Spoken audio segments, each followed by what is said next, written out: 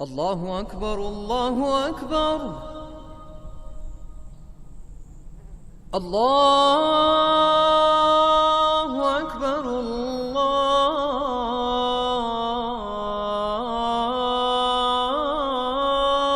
أكبر. Bismillah ar-Rahman ar-Rahim. Louange à Allah. Nous le glorifions, nous lui demandons son aide et implorons son pardon. Nous croyons en lui et en lui nous plaçons notre confiance. Nous cherchons protection près de lui contre tout mal venant de nous-mêmes et contre les méfaits de nos mauvaises actions. Celui qu'Allah guide, personne ne peut l'égarer. Et celui qu'Allah égare, personne ne peut le guider. Le sujet d'aujourd'hui est la subsistance. La subsistance est une des questions qui préoccupent et soucie énormément les gens depuis la création de l'humanité. Et pour cela, l'être humain vole, corrompt. Combien de frères, amis, familles se sont disputés pour l'argent et les biens matériels. Et combien de meurtres, finalement, autour de l'argent. Alors qu'Allah est le pourvoyeur, Ar-Razzaq, la subsistance incombe à Allah. Allah le Très-Haut dit, et il y a dans le ciel votre subsistance et ce qui vous a été promis. Et il dit aussi que de bêtes ne se chargent point de leur propre nourriture. C'est Allah qui les nourrit, ainsi que vous, et c'est lui l'audient, l'omniscient. En effet, les gens ont l'habitude de s'inquiéter pour les biens matériels et la durée de la vie. Or, la subsistance est écrite, et le terme de la vie est déterminé. On demanda à Abu Hazim al-Zahid, quelle est ta fortune? Il répondit, j'ai deux fortunes qui me permettent de vivre dans l'aisance. L'une est la confiance totale en Allah, et l'autre c'est le fait que je n'attends rien en retour de la part des gens. Alors ne crains-tu pas la pauvreté?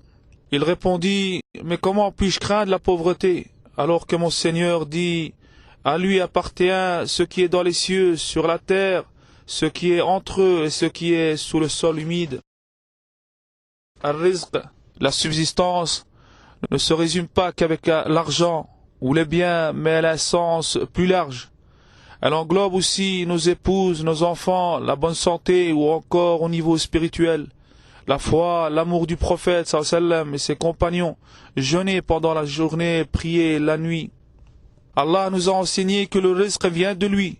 Il nous enjoint donc de nous en remettre à lui et de lui accorder notre pleine confiance.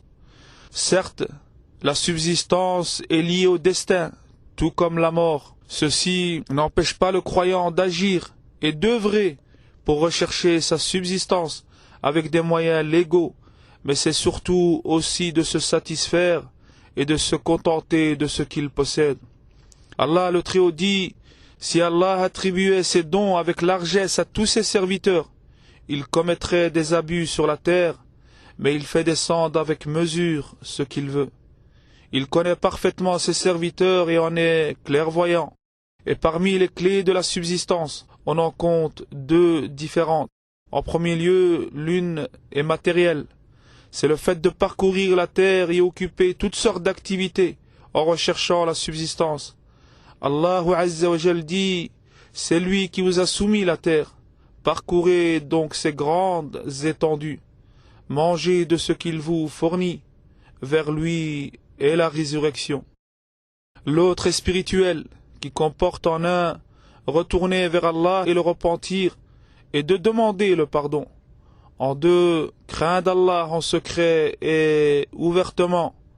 En trois, les liens de parenté. En quatre, placer sa confiance en Allah. Allah lui suffit.